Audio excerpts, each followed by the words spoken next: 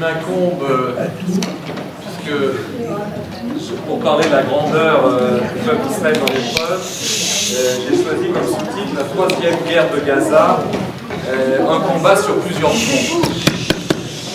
Alors, j'étais très heureux d'entendre le Rav Yosef Hatun, qui n'a pas du tout craint de citer des faits de société et je dirais, de prendre en main certains aspects de la réalité pour les élever, pour les comprendre. Ben moi, je vais faire un peu la même chose, mais il m'incombe, si vous voulez, maintenant comme on dit, de les Kadesh et à Gashmiut, c'est-à-dire en partant des choses effectivement concrètes, géopolitiques et autres, essayer de les Kadesh et Achol, de voir qu'est-ce qui se cache derrière un certain nombre de données. Je fais 3 remarques avant de rentrer dans les 4 points que je vais développer avec vous. 3 remarques très rapides en introduction. Vous l'avez dit chacun à votre manière, les situations de guerre qui sont un temps spécifique, surtout quand ces guerres interviennent en Eretz Israël, qui est le lieu par excellence que nos maîtres appellent l'œil de la terre, c'est d'ailleurs aussi écrit dans la Torah de Moshe, l'œil qui est celui, pas simplement qui nous voit, mais si vous voulez, on est en véritable situation d'être scannérisé sans cesse sur cette terre. Si en plus, donc ça c'est au niveau de l'espace, si en plus on vit un temps qui est un temps spécial, qui est un temps extrême, qui est un temps d'épreuve, a fortiori, dans ce temps et sur ce lieu, il est normal que nous vivions une situation exceptionnelle et que cette situation dans ce lieu révèle le nefesh d'Israël, c'est-à-dire révèle l'intériorité des hommes qui font Israël. Un auteur qui n'a rien à voir a priori avec la Torah, mais un sociopsychologue que vous connaissez qui s'appelle Bruno Bettelheim, a écrit à ce titre un livre extraordinaire, Le cœur conscient, où il analyse, il était dans les camps, non pas d'extermination, mais les camps de concentration allemands à la fin des années 30. Et il a, en tant que psychologue, psychanalyste, il s'est penché sur les comportements des hommes dans les situations extrêmes. Alors, c'est un peu ce cœur conscient dont on va parler ce soir. La deuxième remarque, c'est, comme je l'ai dit, c'est la troisième guerre de Gaza. Eh bien, avant de parler, de rentrer dans le vif du sujet, comme l'a fait Yosef, comme tu l'as fait toi, je voudrais dédier une citation à nos soldats, aux soldats qui sont tombés, si vous voulez, le premier front, c'est d'abord le front de Gaza, et je l'ai sorti, cette citation, d'un livre qui a priori n'a aucun rapport, mais qui a un rapport très profond avec notre situation. C'est un livre écrit par José Aboulker, le jeune juif de 22 ans, étudiant en médecine, qui avait, quant à lui, mené le soulèvement, l'insurrection des résistants juifs d'Alger, le 8 novembre, on a eu du 7 au 8 novembre 1942, qui ont pris la ville d'assaut et qui ont permis le débarquement américain. Et ce livre qui vient de paraître, le livre de José Aboulker, qui nous a quittés il y a quelques années, mais qui a écrit un livre de 700 pages, commence par une citation que j'ai feuilletée. Je voulais vous la délivrer parce que je pense, on parlait tout à l'heure de nos soldats et surtout ceux qui nous ont quittés dans la fleur de l'âge ou dans la jeunesse. C'est ce qu'on appelle le Ruach Tzahali, c'est-à-dire ce mélange de Gvura, comme le disait à l'instant le Rav, de Gvura et en même temps de mansuétude. Et bien voilà ce que disait, ce qu'a dit dans son introduction, la phrase qu'a citée dans son introduction José Aboulker. Je signale d'ailleurs pour ceux qui ne savent pas que c'est que ce coup de force, cette insurrection des 500 commandos d'Alger, en fait, parmi ce groupe de 500, il y avait 450 juifs.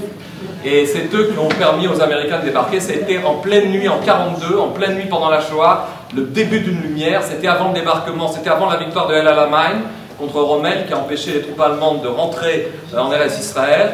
C'était avant le débarquement de Provence, évidemment avant le débarquement de Normandie. C'était le moment où il était Hatzot, mais où tout d'un coup, on est passé dans un début de lumière. Et voilà ce que dit, ce que cite José Aboulker en évoquant une citation d'un autre résistant, dont le nom ne sera pas étranger, Pierre Brosselette. Il disait à propos des martyrs de la résistance. Et moi, je transpose ça, c'est pas pour faire de l'histoire, c'est parce que, et j'aime pas le mot martyr d'ailleurs, mais nos soldats, si vous voulez, je voulais leur rendre cet hommage, et voilà ce que disait Brosselette à propos des gens de la résistance contre le nazisme. Et je pense aussi, tout le monde comprend, contrairement à ce qui est dit dans tous les médias, que s'il y a bien une armée au monde qui perpétue l'esprit de la résistance l'esprit non pas de tuer pour tuer, mais si vous voulez, de se défendre pour des valeurs positives, c'est bien Tsahal aujourd'hui. Et voilà ce que disait Broslet en 1943 en évoquant la mémoire de tous ceux qui étaient tombés. C'est une phrase extraordinaire. Ce qu'ils attendent de nous, ce n'est pas un sanglot, c'est un élan.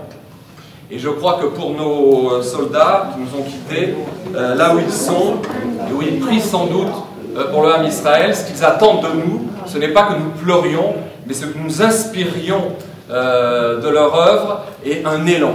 Et je crois que c'est sur cette base-là, si vous voulez, que je voudrais faire ma dernière remarque introductive.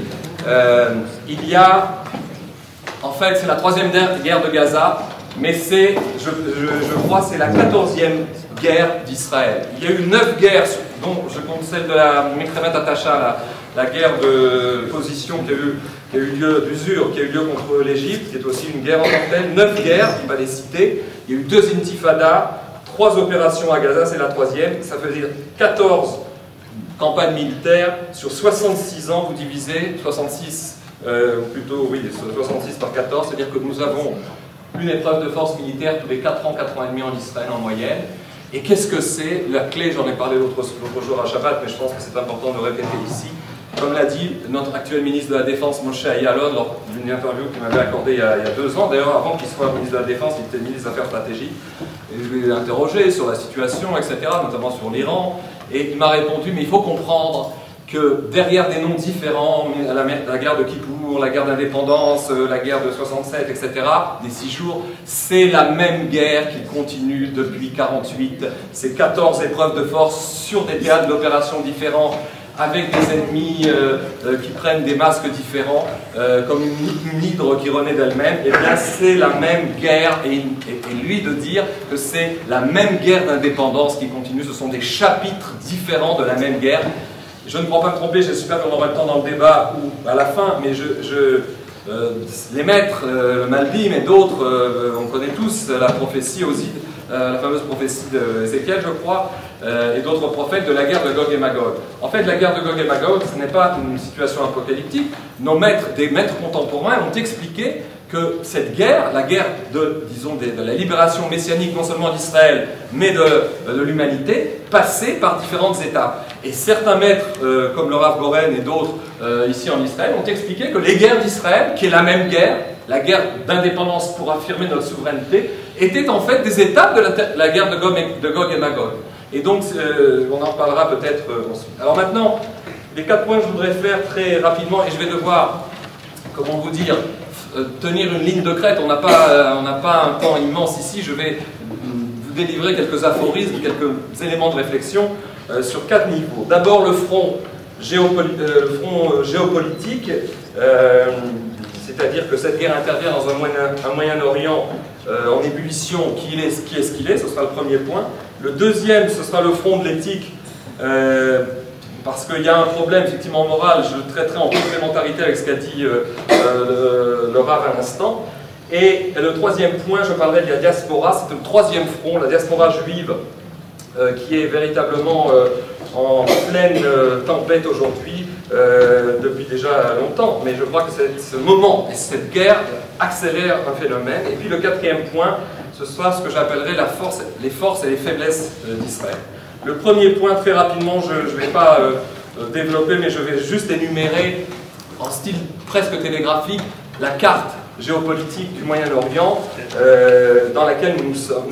Et bien, après 3 ans de ce qu'on a appelé les printemps arabes, qui sont transformés en hiver islamique, ce que nous voyons dans tout le Moyen-Orient, et je n'ai pas besoin d'amener une carte, c'est que ce qui émerge de ces 3 années de tourmente, ce n'est évidemment ni la démocratie qui est incompatible avec la culture musulmane, en tout cas jusqu'à maintenant, et encore moins des révolutions, et encore moins des senteurs printanières, mais bel et bien, si vous voulez, un hiver islamique. Et ce qui émerge, c'est la Oumma musulmane, c'est-à-dire, en fait, la Oumma musulmane, c'est la nation musulmane se reconnaissant dans l'islam.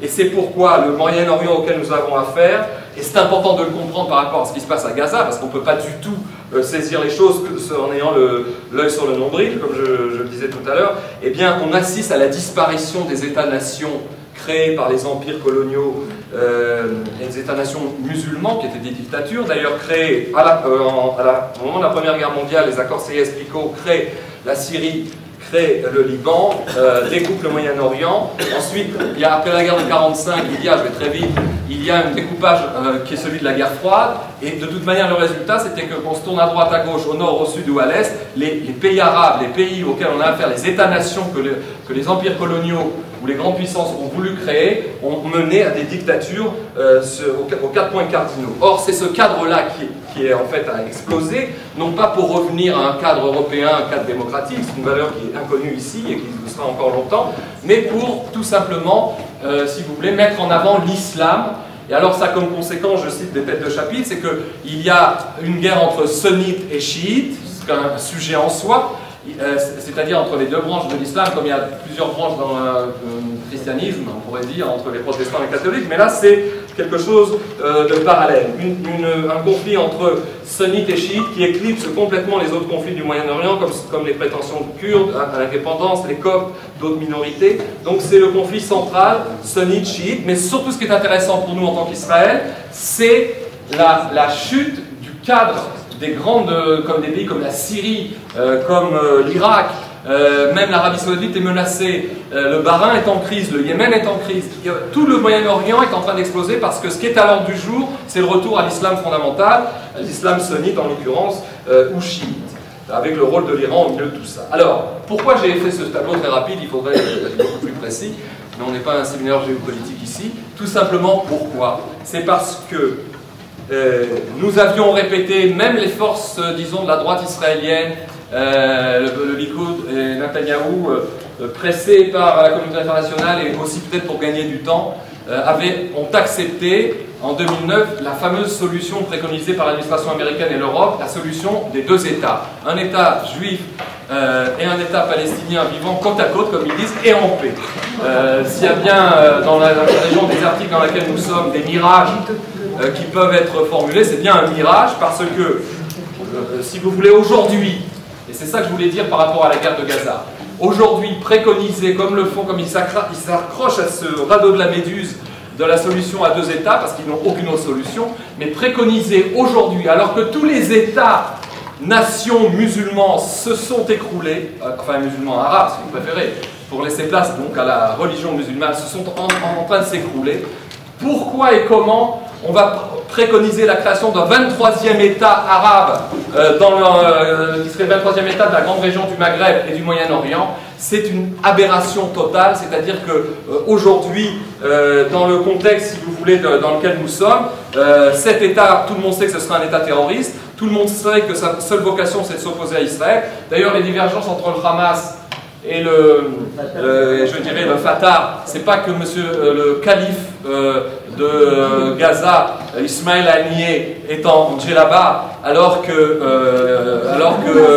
Abou Mazen est en complet veston, parce que lui il a compris que contrairement à Arafat, qui était en uniforme militaire avec sa keffiyeh, il valait mieux jouer un petit peu un rôle de comédien. C'est pas ça l'opposition entre le Fatah et je disais le Hamas. C'est simplement des divergences sur la rapidité avec laquelle ils veulent se débarrasser d'Israël. Le Hamas dit tout haut ce que le Fatah pense et fait tout bas. Et si vous voulez, on a vu effectivement, même s'il y a des divergences au niveau de la manière d'être, etc., le fait est que la société palestinienne est extrêmement divisée, pas seulement au niveau politique, mais au niveau des tribus et au niveau des khamoulotes, comme on dit, des familles, etc. Une société qui n'a pas eu d'État, qui n'a pas pu faire d'État, alors que depuis 22 ans, elle est le Palestinien et par tête d'habitant, si vous voulez, et l'homme de la planète qui a reçu le plus de subventions de la communauté internationale depuis 22 ans. Et qu'est-ce qu'ils ont fait avec cet argent? Pas l'homme de la rue, malheureusement, mais qu'est-ce que le leadership a fait ça? Il a acheté des armes, il a ouvert des coffres forts en Suisse. Et si vous voulez, c'est-à-dire la corruption et la fuite en avant dans l'armement, c'est ce qui caractérise les Palestiniens. Donc la création d'un État palestinien, que ce soit avec Abou Mazen comme épouvantail ou ombrelle, ou évidemment, surtout quand il y a un accord entre le Fatah et le Hamas, si vous voulez, c'est en fait une solution tragiquement terroriste qui n'amènerait que des choses négatives. Et aujourd'hui, quand vous entendez les diplomates, même israéliens, parce qu'eux aussi, comme on disait, ils n'ont pas d'alternative pour l'instant, préconiser la solution à 2 États, c'est véritablement quelque chose qui ne correspond plus à tout ce qui se passe. Alors, pour finir sur ce point, et je suis très gré au Ravatoun tout à l'heure d'avoir parlé d'un spécialiste qui ne savait plus où il en était. Moi, je me souviendrai toujours, parce que l'actualité que nous vivons va à une telle vitesse, si on prend, et je citerai ça alors en super style télégraphique, comme un table des matières, si on prend les événements mondiaux qui se sont passés depuis 25 ans, la chute du mur de Berlin, on assiste, si vous voulez, à une accélération de l'histoire qui est particulièrement sensible dans notre région. Ce n'est pas un hasard, l'œil de la Terre, c'est bien ici. Eh bien, les événements, je les cite en vrac: chute du mur de Berlin en 89, chute de l'Empire soviétique, attentat de New York et de Washington en 2001, le 11 septembre, il y a les 2 guerres d'Irak, la guerre en Afghanistan, 2 graves crises économiques mondiales, et puis aussi, on a eu, si vous voulez, les 3 ans de bouleversement dans notre région, et c'est loin d'être fini. L'ébullition qui est au Moyen-Orient. Or, sans rentrer dans le détail, c'est une conférence en soi, il y a 4 crises mondiales qui se combinent pour accélérer l'histoire aujourd'hui, et d'ailleurs nos maîtres avaient prévu que les temps de la fin de l'exil, parce que les temps messianiques, c'est pas avec des anges avec des ailes, les temps messianiques, c'est la concrétisation des idéaux, disons, moraux pour l'humanité, menés par Israël, et donc c'est quelque chose de très concret, ça ressort de la malchoute. Eh bien, nos maîtres avaient prévu que quand on arriverait à la fin des temps d'exil, ce qu'on appelle Ketsayamin, pas la fin de l'histoire, l'apocalypse chrétienne, c'est tout le contraire, la délivrance juive, la Géoula, eh bien, il y aurait effectivement une accélération du temps, le vécu du temps. Déjà, quand on est en Israël, le vécu va très vite. Dans ce lieu, on vit le temps autrement. Mais en plus, objectivement, à l'échelle de la planète, les événements qui se déroulent depuis 25 ans, ce sont des événements massifs, comme disait Manitou, qui n'interviennent par le passé qu'une ou 2 fois par siècle. Et nous, depuis un quart de siècle, on vit des choses incroyables. Ça s'accélère. Je crois que c'est dans le Tanya, le maître du Tanya explique qu'à la fin des temps, non seulement le ressenti du temps par les hommes sera un temps rapide, mais il explique pourquoi, objectivement, le temps va aller plus vite. Et alors, nos maîtres ont prévu ce temps-là. Qu'est-ce qui se passe? Il y a 4 crises, encore une fois, ce sont les têtes de chapitre, et j'en finis avec ce point. Il y a 4 crises qui se conjuguent. La crise de la pénurie des denrées alimentaires, et si vous voulez, c'est pas qu'il manque, mais c'est que l'économie mondiale est faite de telle manière qu'il y a pénurie de denrées alimentaires alors qu'il y a une grosse production. Les prix montent, du blé, des grandes denrées, etc. La deuxième crise, c'est la crise des sources d'énergie, dans le sens où le pétrole continue d'être au devant de la scène, mais on se rend bien compte qu'il faut trouver des énergies alternatives. C'est une crise très grave parce que ça conditionne des alliances au niveau mondial. La troisième crise qu'on connaît, et en plus ce qui est très important pour comprendre dans quel, non pas chaos, mais dans quelle anarchie nous sommes depuis 25 ans avec un autre ordre mondial, c'est que ces crises qui interviennent en général, soit c'est une crise économique ou c'est une crise énergétique, mais là elles interviennent en même temps, ces 4 crises. C'est ça la synergie de ces 4 crises. La troisième, c'est la crise, si vous voulez, j'allais dire climatique et écologique, qui fait que la planète est usée, qu'on songe à trouver des énergies alternatives et des modes alternatifs au niveau économique. Enfin, la dernière crise, la 4e crise qui se grève sur les 3 premières et qui en est le résultat, et qui crée cet état de chaos dans la communauté internationale et sur la planète, c'est la crise, si vous voulez, une crise sociale, c'est-à-dire le fait que maintenant, comme le monde, avec Internet et le village global, le monde vit en temps réel, où qu'on soit, on a les mêmes explications, ça crée, si vous voulez, ça accélère les mouvements sociaux, pour plus de justice sociale, les gens se révoltent, il y a des révoltes en Asie partout, il y a des révoltes en Amérique latine, il y a une planète qui est en ébullition. Or, ça aussi ça avait été prévu par nos maîtres, cette accélération pose l'alternative, que je ne résoudrai pas ce soir devant vous, mais qui est une des problématiques de la situation, c'est va-t-on vers un chaos qui a été défini tout à l'heure, mais qui, en termes géopolitiques, signifierait la jungle, la loi de la jungle, la loi du plus fort, bien qu'en hébreu ce soit autre chose, ou va-t-on, c'est simplement une anarchie, comme disait Manitou, c'est les inquiétudes de Ben Hashmashot, c'est-à-dire la fin d'un jour, la fin d'un temps de l'histoire qui n'a pas encore accouché de son matin, de son aube. On est dans la fin d'une logique au niveau des rapports de force internationaux, et on est dans un peu un crépuscule, mais qui annonce le lendemain. C'est-à-dire, est-ce que cette anarchie n'est pas annonciatrice d'une réorganisation de la communauté internationale et d'Israël en son centre? Donc voilà un peu le tableau. Deuxième point que je voulais faire rapidement, c'est celui de la morale et de l'éthique.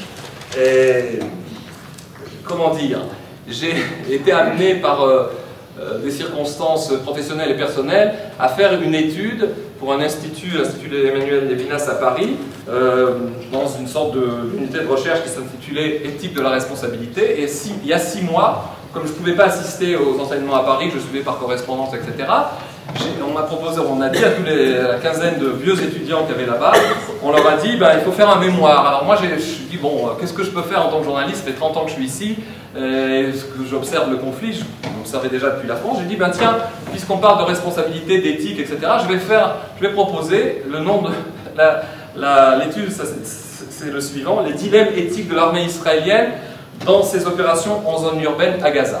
Et je l'ai entrepris en novembre et je l'ai terminé 3 jours avant l'entrée de Tsahal, pas l'entrée de Tsahal terrestre, mais avant la campagne aérienne de Tsahal. Alors c'est une petite anecdote, mais si vous voulez, le fait est que je me suis basé pour faire ça sur les analyses, les comportements et les cadres traditionnels de l'armée israélienne par rapport aux 2 autres opérations, celle de Plomb Durci en 2008 et de Colonne de Nuée en 2012. Et je peux dire la chose suivante, et là je dégage une problématique, je ne peux pas vous parler de cette étude, c'est un monde en soi.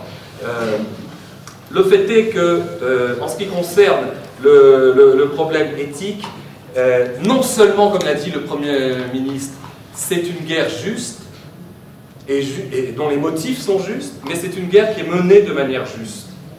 De toute manière, pour énumérer la problématique très rapidement, la guerre c'est toujours l'enfer. La guerre c'est pas une partie de pique-nique, et la guerre c'est forcément des gens qui meurent, des gens coupés en morceaux, et c'est en soi, si vous voulez, un univers qui est cauchemardesque. Mais il y a, si je puis me permettre, en disant les choses rapidement, il y a une pertinence de l'attitude morale de Tsahal, celle dont les médias parlent surtout pendant cette guerre, alors que dans les autres, on n'en a pas parlé. Le fait que, par exemple, on avertisse les gens par téléphone, SMS, qu'on les avertisse par haut-parleur pour se dégager des immeubles où se cachent les terroristes, et dont les terroristes se servent d'eux, d'ailleurs, comme bouclier humain pour éviter d'être bombardés. Toute cette problématique, on fait aussi, on tire un obus à blanc qui ne fait que de la fumée et du bruit pour faire bien comprendre aux gens qu'on est là et que cette maison, elle va exploser. Et ce n'est qu'ensuite, après leur avoir laissé le temps de partir, on parle des civils, que, s'ils peuvent d'ailleurs le faire, qu'on descend la maison. Il y a aussi beaucoup de choses, vous avez vu des reportages qui des fois, comment vous dire, d'un côté ont un aspect positif, mais d'un autre côté nous inquiètent, et je dégagerai cette problématique après, quand des pilotes expliquent que soit quand ils sont aux commandes dans leur avion, dans leur hélicoptère surtout, soit dans le QG de la Khédera Bakara, le QG visuel ou les drones qui filment, si vous voulez, les endroits qui vont attaquer et qui retransmettent en temps réel des images, et ces mêmes drones sont armés, c'est-à-dire c'est par ces drones qu'on les attaque, voient qu'autour de l'endroit visé, des terroristes, de la voiture visée qui marche ou de la moto, où il y a des civils et il y a trop de civils. Et vous avez vu ces reportages où le pilote lui-même dit on ne peut pas parce qu'on va faire des victimes collatérales trop nombreuses. Alors, sans entrer dans le détail, parce que c'est en soi une chose complexe, il y a d'un côté une rahmanout, et il y a une manière, oui, morale de mener la guerre, et je dirais tout à l'heure en conclusion, ce qu'insupporte particulièrement Essav et le monde occidental, parce qu'ils savent que nous nous comportons sur le champ de bataille comme aucune autre armée du monde ne s'est comportée, et que nous relevons le défi que les armées d'Essav, que les armées de l'Occident n'ont jamais relevé, tout simplement pas parce qu'elles ne le pouvaient pas, parce qu'elles ne le voulaient pas, et que ce n'était pas leur cup of tea. Quand on fait la guerre, quand on s'appelle les États-Unis, quand on fait la guerre, quand on s'appelle la France, que ce soit en Algérie, en Afrique, les États-Unis, en Irak et ailleurs, et ben quand on veut tuer Ben Laden, on tue 80 personnes autour, ça n'a aucun problème. Quand on veut prendre la ville de Fallujah, j'en ai parlé vendredi, Shabbat ici, mais je le redis, c'est un exemple qui est cité par Assa Kacher, l'autre prof de droit de Tel Aviv, qui est l'auteur du code éthique de Tsahal. Quand les Américains, en 2005, en Irak, ont décidé de prendre la ville de Fallujah, où il y avait énormément de terroristes chiites qui faisaient beaucoup de balagan là-bas, ils appellent ça l'opération Fantôme Furieux, déjà ça en soi un programme, et la ville s'est vidée de la moitié de ses habitants, c'est-à-dire qu'il y avait 350 000 habitants, donc le cinquième de ce qu'il y a à Gaza, la moitié en sont partis, ont fui, et les Américains donnent l'assaut pendant 6 semaines. Résultat, 6 000 morts, 3 000 miliciens, terroristes, 3 000 civils. Si on fait une péréquation, c'est ce que fait Assa Kacher, et je le répète, c'est un exemple que d'ailleurs j'essaie d'expliquer dans certains médias, etc. Si on fait une péréquation, avec le temps et le nombre de victimes palestiniennes de plomb durci, la première opération d'il y a donc 2008, les Américains ont tué à Fallujah, en plus à 15 000 km de leur territoire, pour des intérêts stratégiques, des intérêts de pétrole, des intérêts géopolitiques, et pas pour leur survie, ont tué 40 fois plus de civils, enfin d'Irakiens, que les Palestiniens ont tué de Palestiniens pendant les Israéliens, bien sûr, ont tué de Palestiniens pendant le pont durci, c'est-à-dire que nous prenons 40 fois plus de gants que les Américains, qui d'ailleurs ne s'empêchent pas pour autant de nous donner des leçons de morale. Il y a un autre exemple que je veux citer, que je n'avais pas encore cité ici, mais qui est essentiel, c'est la France, oui bon Hiroshima bien sûr, mais c'est la France qui aussi, avec sa conception de France terre d'accueil, on sait à quoi ça mène, avec aussi ses idéaux des droits de l'homme, etc. Tous les ministres français qui viennent, que ce soit les ministres des Affaires étrangères, et que ce soit d'ailleurs, peu importe leur confession, M. Fabius d'ailleurs, on voit comment il se comporte comme ses pairs, eh bien, nous donnent Me'atifim moral, c'est-à-dire Moussar. À chaque fois qu'ils viennent ici, ils nous disent qu'on fait un usage disproportionné de la force, qu'il faudrait plus de retenue, etc. Le sujet que tu as abordé. Eh bien, en fait, la France ferait mieux de se taire, parce que à 3000 km de Paris, pendant la guerre d'Algérie, vous vous souvenez, et ça c'était un des faits, mais la France a mené une guerre très cruelle en Algérie, enfin demi-cruelle aussi, mais la France n'a pas pris de gants, n'est-ce pas? Et elle peut dire que la guerre d'Algérie était même plus violente par certains côtés, en tout cas initiatrice, que la guerre du Vietnam qui a suivi. Eh bien, les Français, le 17 octobre 61, alors qu'il y avait déjà des rumeurs de putsch à Alger, etc., la police française, sur ordre du gouvernement, déclenche une opération de, comment dirais-je, d'arrestation massive d'Algériens sympathisants du FNL, etc. Et il y a plusieurs milliers d'entre eux qui sont arrêtés, mis dans certains camps, des camps de détention, des camps de, je dirais, comme Beaujon et autres. Et le lendemain, on retrouve, je ne sais pas si vous le savez, ça ne s'est pas passé il y a 500 ans, ça s'est passé en 61, à Paris. On retrouve et on voit sur la scène 175 corps d'Arabes qui ont été exécutés dans les commissariats, qui flottent sur les berges de la Seine. C'est le massacre de Paris, ça se trouve sur Internet, Tevar Paris. Et donc, ça veut dire quoi? Ça veut dire que la France, alors qu'elle n'était même pas menacée dans ses frontières, quand elle a eu un moment de problème de sécurité, eh ben, elle a fait ce qu'elle devait faire, à domicile, même pas à Alger. Alors ça, c'est important à le savoir. Alors, pourquoi je dis tout ça? C'est parce que, d'un côté, on n'a pas de leçon de morale à recevoir, mais d'un autre côté, il y a aussi un danger dans notre attitude morale, dans cette attitude, si vous voulez, éthique de Tzahal, c'est que comme nous, les Juifs, quand nous faisons une bonne chose, nous la faisons tellement jusqu'au bout que nous finissons par un excès de bien qui débouche sur du mal. Et quel est l'excès de bien qui débouche sur du mal? C'est deux choses.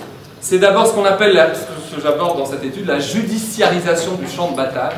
Je ne sais pas si vous le savez, mais sous l'effet de l'influence de la Cour suprême, des tribunaux militaires qui sont influencés par la Cour suprême, etc., aujourd'hui, toutes les cibles dont on entend parler qu'elles sont atteintes aujourd'hui par ça, les cibles, je dirais, pas sur mer, sur terre surtout, et sous terre, enfin sous terre c'était une découverte, toutes ces cibles sont définies, sont autorisées par des conseillers juridiques, c'est-à-dire à l'état-major, les hauts officiers comme les officiers de terrain sont formés, entourés de conseillers juridiques pour rester dans le cadre d'une certaine légalité internationale. Et on se rend bien compte qu'en temps réel, cette judiciarisation du champ de bataille, qui est un excès de zèle moral, peut nuire à l'efficacité militaire et à nuire à l'efficacité militaire. Alors, pour conclure, je vous dirais deux choses. Assa Kacher, qui est l'auteur du code éthique de Tzahal, a lui-même expliqué, en prenant extrêmement bien et en définissant bien les choses, c'est que il y a donc, si vous voulez, il y a deux types de dilemmes. L'armée d'Israël, enfin les officiers, l'armée d'Israël a pour mission de protéger la population civile israélienne, premier cercle. Deuxième cercle, la population des étrangers qui vivent en Israël. Troisième cercle, la population de sa propre armée, c'est-à-dire les soldats israéliens qui sont sur le territoire de l'adversaire. Et le quatrième cercle, c'est la population ennemie, si vous voulez, qui est sur l'endroit qu'on combat. Or, c'est dans cet ordre-là qu'il faut procéder, et pas en mélangeant les choses. Or, quel est le problème? Ça, c'est de la théorie. Dans le concret, quand dans un immeuble, il y a un immeuble de 2 étages, il y a au premier étage un nid terroriste, soit avec des roquettes, soit avec des mitrailleuses ou des mortiers qui tirent sur Tsahal. Au second étage, il y a des civils prisonniers. Bon, parce que certains veulent rester, d'autres ne veulent, la plupart du temps, ils veulent partir, mais le Hamas les oblige à rester, compris par la menace des armes. Eh bien, quel est le dilemme de l'officier? Et le dilemme de l'officier, il a 4 solutions. Soit il s'en va parce qu'il dit il y a des civils, alors ça c'est la solution chrétienne, béni oui, dire je préfère être Havel tué, parce que s'il s'en va, on va leur tirer dessus, c'est impossible, ça ne peut pas se comporter comme ça. Soit il y a la solution, si vous voulez, de dire je demande à l'aviation, puisqu'on a fait des appels, ils ne sont pas sortis, etc., il faut bombarder même s'il y a des civils. Troisième solution, c'est de dire, eh ben, comme c'est quand même délicat, il y a beaucoup de civils, on va lancer des commandos à l'assaut de cet immeuble, mais c'est de mettre en péril la vie des soldats. Et souvent, dans cette opération, comme l'appréciation est laissée aux officiers de terrain avec aussi un hockey du commandement plus général, local général de Tsahal, du Mahat, etc., des responsables militaires, souvent on laisse aux soldats de terrain le fait d'apprécier la situation. Et alors c'est un peu difficile parce que quelquefois ça peut dépendre des options personnelles de l'officier. Normalement, il a l'obligation de ne pas mettre ses hommes en danger, surtout quand on a averti la population de partir et qu'elle n'a pas pu partir ou pas voulu partir.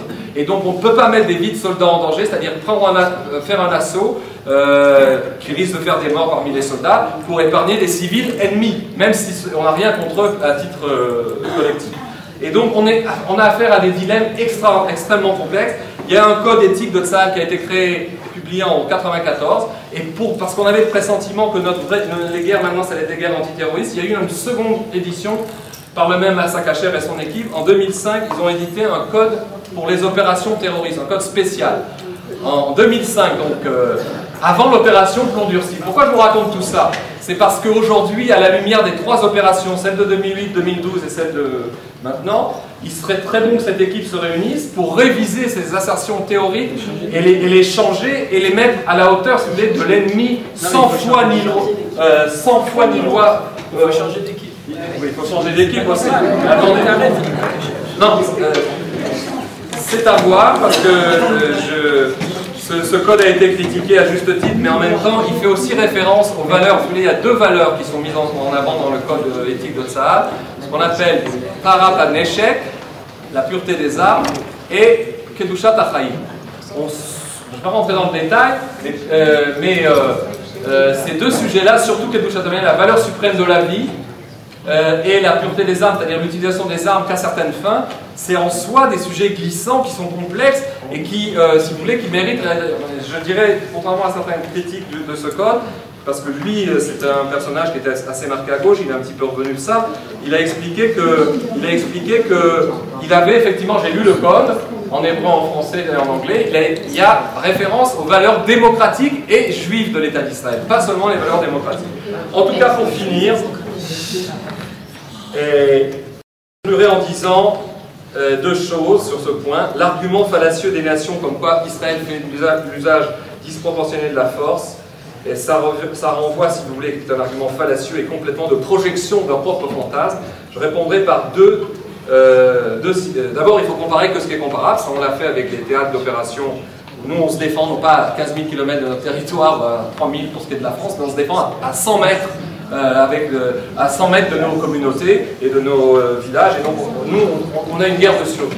Je vous ferai 2 citations, celle du Premier ministre Netanyahou qui a eu cette phrase, sans doute conseillée par ses yoatzim de médias, et de toute manière il se débrouille très bien tout seul. Il a eu cette phrase que vous avez vue partout: Israël utilise ses armes pour protéger ses citoyens, et le Hamas se sert de ses citoyens pour protéger ses armes.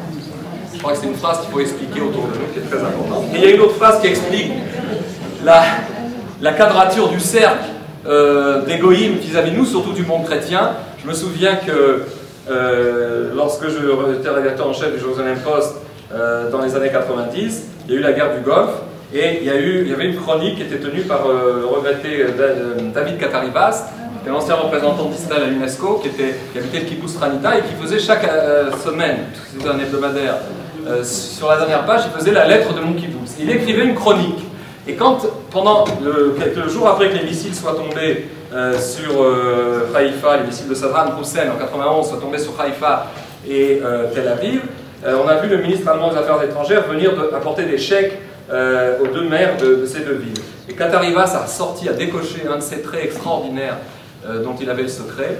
Il a écrit cette venue du ministre allemand des Affaires étrangères, qui, plein de compassion parce que Israël subit des dégâts dans ses villes, il n'y avait heureusement pas eu de mort, mais il y avait des dégâts, qui vient avec un chèque. Alors par ailleurs l'Allemagne armait Saddam Hussein, il fournissait toutes sortes de denrées pour ses potions non conventionnelles, ses armes non conventionnelles. Et bien, Katharivas a ressorti une phrase de l'écrivain chrétien François Mauriac qui rejoint exactement ce que tu disais dans ton propos. Et François Mauriac avait dit ceci, avec beaucoup de franchise. Il avait lui aussi une plume acérée, donc cité par Katharivas. Il avait dit, Mauriac, certains chrétiens, pas tous les chrétiens, certains chrétiens aiment bien les juifs comme leur beefsteak, c'est-à-dire bien saignant. C'est-à-dire que le juif qui souffre, le juif qui est bombardé, c'est celui qu'on aime. Le juif qui se défend et qui envoie son armée là où il le faut pour faire ce qu'il faut faire, c'est insupportable pour l'Occident pour les raisons de code déjà décrites tout à l'heure. Alors, ce que je voudrais... la question qui a été posée justement dans le texte que tu as amené, c'est est-ce que les Juifs qui n'ont pas eu de pouvoir d'État, qui n'ont pas eu de souveraineté pendant plus de 2000 ans, peuvent relever le défi inimaginable pour l'Occident de mener une guerre morale justifiée et équilibrée, c'est-à-dire que jusqu'au champ de bataille, si on élimine les effets humanistes d'un certain nombre de questions qu'on n'a pas à se poser sur le champ de bataille, il y a aussi en même temps une manière de gérer la guerre. Est-ce qu'on peut mener une guerre juste de manière juste? Et je voudrais juste à ce propos vous faire deux citations très rapides du même auteur. L'auteur c'est Gérard Rabinovitch, un juif qui vit à Paris, que je connais depuis très longtemps, qui a écrit en fait à la fois un texte il y a 2 jours et un petit bouquin formidable que je vous recommande, qui s'intitule Terrorisme, résistance, d'une confusion lexicale à l'époque des sociétés de masse. C'est-à-dire qu'en fait, dans ce bouquin, c'est exactement tout comme moi j'ai levé le problème moral, lui il lève le problème de qu'est-ce que c'est aujourd'hui l'utilisation de certains mots. Et il dit ceci à propos justement, comment dire, de cette confusion que le terrorisme des uns c'est le résistant des autres. Toi tu dis que c'est un terroriste, mais pour moi il est un résistant. Et cette espèce d'équation morale est très dangereuse. Il dit la chose suivante: terrorisme d'une part et résistance d'autre part auraient dû se construire d'emblée, se définir par leur relation selon une logique d'opposition et d'exclusion.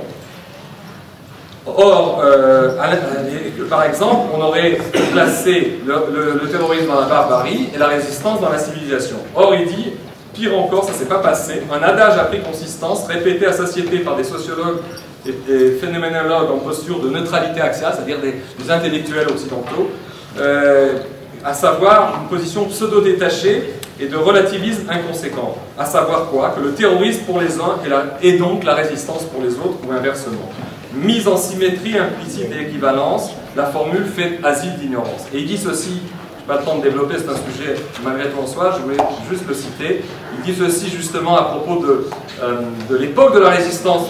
Je parlais tout à l'heure des résistants en France contre le nazisme, mais c'est bien, Tsahal est bien l'entité militaire qui continue les valeurs de la résistance. Et il disait ceci, qui est extrêmement intéressant, si vous voulez, à propos de l'opposition entre les deux valeurs. Je vais retrouver ma page. Il dit ceci: les actions des résistants comportaient une dimension supplémentaire. On pourrait dire les actions de Tsahal, c'est la même chose. En fait, je peux décaler comme on a fait tout à l'heure avec un autre texte. Ces actions contenaient en elles-mêmes l'empreinte du motif de leur combat. Posant des limites à leurs actions, les résistants, aujourd'hui Tsahal, faisaient une distinction qui avait une signification éthique entre ceux qui pouvaient être tués et ceux que l'on ne devait pas tuer, même par accident. Et les fins de la résistance, pas seulement les actions, les fins de la résistance, c'est quoi? Abattre la tyrannie sous forme d'oppression et d'occupation, etc., etc. Et il dit la légitimité des moyens était corrélée à l'équité des fins. Et il conclut en disant: le terrorisme distribue la mort et donne sa mort pour la mort, alors que la résistance et son héroïsme font don de sa mort probable et portent la mort sur l'ennemi pour la vie. Et je crois que ce petit bouquin-là mérite d'être lu. Pour finir, Gérard cite dans un article que vous pouvez trouver sur Internet qui s'appelle Moyen-Orient, la guerre selon Clausewitz et la guerre selon Ludendorff. Il explique qu'il y a deux théories de la guerre en Occident, mais qui se retrouvent en fait dans les acteurs du Moyen-Orient aujourd'hui, même si c'est des catégories que nous on dépasse par la morale j'allais dire, combattante hébraïque et par la Torah qui nous donne aussi des outils, je les apporte dans cette étude. Les outils quand on fait le siège d'une ville, la femme captive, le fait qu'on ne doit pas abattre les arbres d'un siège parce que ça ne veut pas dire qu'on est des écologistes, mais c'est parce qu'il faut laisser les populations pouvoir se nourrir. Bref, il y a un corpus qui fait que les traditions de Sahel, elles ne sont pas sorties, disons, d'une morale judéo-chrétienne. Elles sont sorties d'une morale hébraïque à 100% définie par la Torah Shebirta dans Dvarim, surtout commenté par le Talmud et le Midrash. Ça ne vient pas du tout de ce qu'on appelle la morale judéo-chrétienne. Alors, justement, ce que dit Rabbi Novitch, c'est qu'il y a la guerre selon Clausewitz, c'est-à-dire que la guerre, c'est la poursuite de la politique par d'autres moyens, mais il y a des buts politiques, ça c'est l'attitude d'Israël. Et il y a la guerre totale du maréchal Ludendorff, qui était le maréchal, le chef d'état-major de l'armée allemande en 1914, qui a pour la première fois défini le concept de guerre totale. Et il dit ceci, regardez comme quoi ça me concerne, dans cette étude, je voulais juste un passage. Dans le cadre de la guerre totale, c'est la guerre totale que nous livre le Hamas, pas la guerre selon Clausewitz. Il dit, dans cette théorie de la guerre totale, le trait d'omnipotence et de destructivité qui ne fait plus que la guerre est simplement la prolongation de la diplomatie par d'autres moyens, mais c'est au contraire, la guerre est un but en soi. La paix comme finalité politique cède alors la place à la trêve, écoutez ça, la paix cède la place à la trêve en intermède dans un état de guerre permanente. C'est-à-dire que la Houdna, c'est pour ça que hier, avant-hier, alors qu'on parle de trêve, on en est à la 5e qui n'a pas été respectée par le Hamas. Le Hamas, j'ai écouté les informations sans cesse puisque j'ai écrit et je vais entre les faits et la réflexion. Eh bien, il y a eu, je me souviendrai, avant-hier, à 1h30, le Hamas annonce qu'à 2h, il va arrêter de tirer. À 2h15, il y a des salves partout. Et si vous voulez, c'est pas simple, c'est pas parce qu'il n'y a pas de gens qui imposent il n'y a pas de chef d'état-major, etc. C'est que c'est leur conception, qui est une conception de la guerre totale, fait qu'il n'y a plus aucune, je dirais, aucun but. Et il dit ceci, à propos des sirènes qui retentissent sur fond de Beatles à Galet Sahal, quand on entend une musique et puis tout d'un coup, il dit comme ça, eh bien nous vivons dans le monde d'après. La cassure et la rupture des civilisations de la Première et la Seconde Guerre mondiale ont saccagé l'entendement auquel des siècles avaient travaillé à la construction, les siècles européens. Et il dit, devant un substitut de pensée, un empêcheur de pensée, cette scénographie distribue dorénavant les conflits dans le monde entre apparemment faibles et des manifestes forts. Et puis il dit aussi, il est inconcevable dans ce contexte que le fait puisse être quelquefois autre chose que bon et que le fort puisse être autrement mauvais. Et rapporté à notre conflit, il dit ceci, il dit « Cette scénographie domine l'entendement immédiat des conflits guerriers d'intensité variée, bien asymétrique. Elle écrira ainsi du terrorisme en général ou des missiles tirés depuis Gaza en particulier qu'il s'agit de la forme contemporaine, internationalisée du combat éternel du faible, c'est-à-dire du Hamas et des Palestiniens, contre le fort. » Et bon, il y a toutes sortes d'autres débats. Je voudrais conclure. Je voudrais conclure en disant ceci. À part, en ce qui concerne la diaspora, je crois qu'il y a 3 clés. La date de péremption du yaourt est dépassée. C'est-à-dire, c'est ce qu'avait dit dans un article publié par Michel Gurfinkiel il y a un an. Il avait, après, en commentaire d'une étude faite par la Commission des droits de l'homme de l'Union européenne qui montrait que l'antisémitisme ne faisait que progresser en Europe, il avait cité une interview d'un ancien banquier marocain, maintenant en France, un homme septuagénaire, mais qui se rappelait que dans les années 50, juste après la création de l'État d'Israël, mais ça n'avait pas de rapport, avant Bizerte, avant la guerre d'Algérie, avant 67, etc., un jour son père, qui avait son entrée matin et soir dans la cour du roi Mohamed IV, non, à l'époque c'était 4 ou 5 non, parce qu'on a aussi aujourd'hui, on en a sauté un. Mohamed, le père de Mohamed V, eh bien, avait avait tout d'un coup convoqué un conseil de famille, alors que les affaires marchaient bien, qu'il était reçu comme pas seulement un notable, c'était une éminence économique par rapport au Maroc. Eh bien, il convoque, il était un peu comme Abravanel, si vous voulez, il convoque sa famille et il leur annonce à tous, tais-toi, qu'on va plier bagages et on va partir en France dans 3 mois. Et les grands-enfants étaient stupéfaits, et après, le fils a compris, et le père avait donné cette formule éclectique. Les enfants, je peux vous dire une seule chose, il y a des signes qui me parviennent que la date de péremption du yaourt s'approche, il ne faut plus qu'on reste là. Et Gurfinkel cite cette anecdote en rapport avec ce qui se passe en Europe. Je n'ai pas besoin de vous dire, quel est le tableau, avant même cette guerre, les mesures contre la circoncision, les prises de position contre la circoncision, contre l'abattage rituel, les cimetières des carrés juifs, c'est-à-dire l'exercice de la religion juive va devenir de plus en plus difficile, même en France, terre d'accueil. Et pire encore, lorsque j'étais en France, pour aller vite, cet été, plutôt cet hiver, il y a eu en février une manifestation qui fera date dans l'histoire de France parce qu'elle rappellera celle des années 30 où les ratés, les déclassés, les frustrés du lumpen prolétariat français, je ne parle même pas des beurs, je dis les gens, si vous voulez, qui sont les mécontents, c'est la manifestation des mécontents. Début février 2014, se sont trouvés dans la rue et ont hurlé ce slogan « Juifs full camp, la France n'est pas à toi ». À partir de ce jour-là, d'après certains analystes de la communauté, eh bien, on est rentré dans une autre période qui est la suivante, c'est que comme aujourd'hui Internet et la toile permettent, sans aucun contrôle de l'État qui peut interdire, on ne peut pas interdire la toile comme on interdit un parti politique.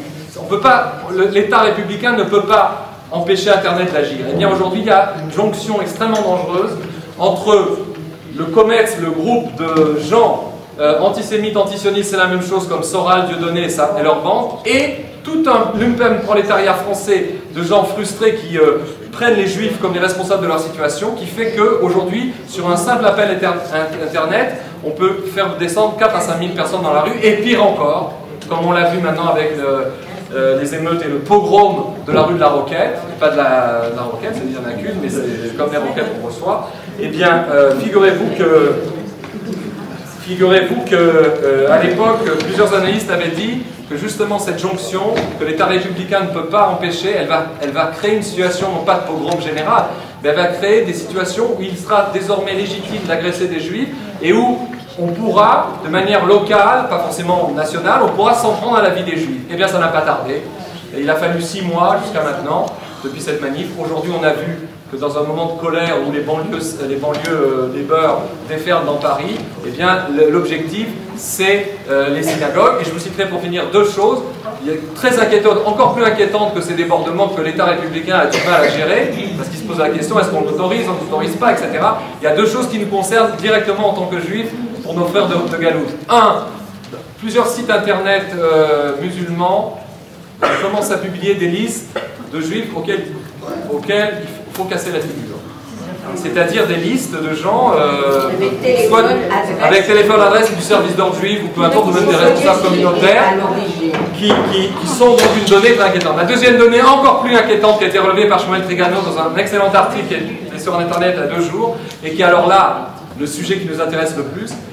Un article paru dans le Monde diplomatique il y a 1 semaine dans lequel un professeur de droit auquel le rédacteur en chef Alain Grèche, qui est lui-même un juif honteux et qui est lui-même fils d'Henri Curiel, pour ceux qui ne le sauraient pas, dans lequel eh bien, le professeur de droit en question dit la chose suivante, écoutez bien, ça annonce les temps qui viennent, pas simplement les temps des meutes arabo-palestiniennes ou pro-palestiniennes qui attaquent les synagogues, mais quelque chose de bien plus grave parce que ça touche l'appareil d'État. Il dit ceci, ce professeur, comment s'offusquer, comment interdire et comment se révolter contre le fait que des jeunes musulmans français s'en vont en Syrie ou en Irak pour faire le djihad, alors que par ailleurs on autorise, et l'État français ne voit même pas qu'en laissant des jeunes Français faire leur allié en Israël, ils s'enrôlent dans une armée qui commet des crimes de guerre et qui fait des actes illégaux. Et dit-il, il faudra bien que si on empêche les uns, on empêche les autres.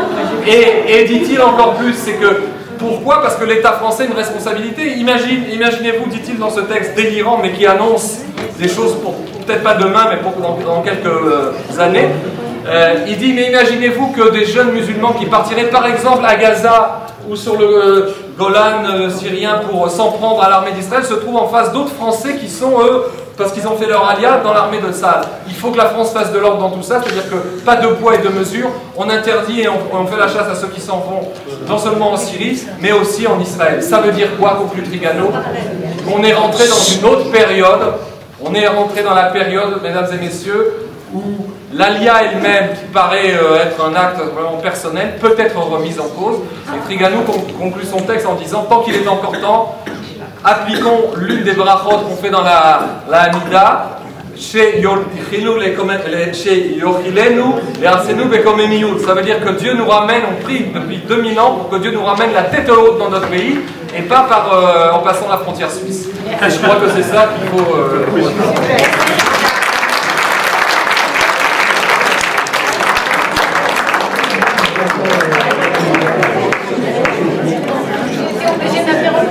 Parce que notre Rav, le Rav Menachem Ackerman, doit partir. On voulait vous donner la parole, je ne sais pas si c'est possible. Je voulais dire ceci, nous avons improvisé cette soirée. Nous avions besoin de comprendre, et merci beaucoup à Richard qui nous a aidé à comprendre. Mais nous avons surtout besoin de savoir qui nous sommes. Et je voudrais vraiment remercier et le Rav Atoun et notre Rav Menachem Ackerman qui nous ont expliqué, qui nous ont bien dit qui nous sommes. Et notre travail à nous maintenant, c'est d'essayer d'assumer notre identité. C'est ça notre problème. Et nous sommes ensemble, nous nous sommes réunis. Merci à vous tous d'être venus.